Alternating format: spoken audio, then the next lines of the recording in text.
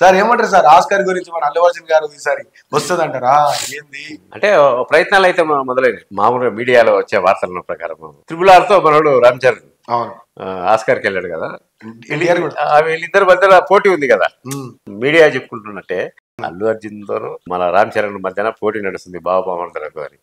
ఇంకా ఆయన పోయాడు కదా, నేను కూడా పోవాలి అనే ఒక ఆలోచన కలిగింది అని అంటున్నారు. అంటే RRR కంటే పుష్ప 2నే బాగా పాపులర్ అయింది, వరల్డ్ వైడ్ అయింది.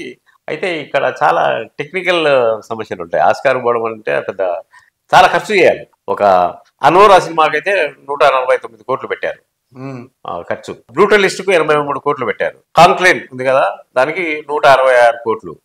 దీనికేమో మన RRRకేమో 80 కోట్లు ఖర్చు పెట్టారు. అంటే సినిమాను పాపులర్ చేయాలి, దేశవ్యాప్తంగా వరల్డ్ వైడ్ గా చర్చించుకోవాలి సినిమా గురించి.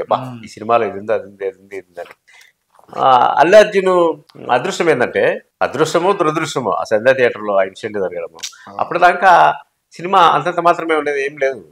నాటకీయంగా ఆయన తీసుకుపోయి పోలీసులు అరెస్ట్ చేయడము, రాష్ట్ర ప్రభుత్వం స్పందించడము, ఇవన్నీ విపరీతమైన పబ్లిసిటీని తీసుకొచ్చి పెట్టినాయి. అప్పుడు బ్రహ్మాండంగా ఆడింది సినిమా, అప్పుడు లేచింది సినిమా. ఖచ్చితంగా నెక్స్ట్ ఇయర్ ఆస్కార్కు పుష్ప 2 వెళ్ళే పరిస్థితి తప్పకుండా ఉంది. వచ్చే వార్తల్లో కూడా నిజం ఉంది, బలం ఉంది, అది విషయం.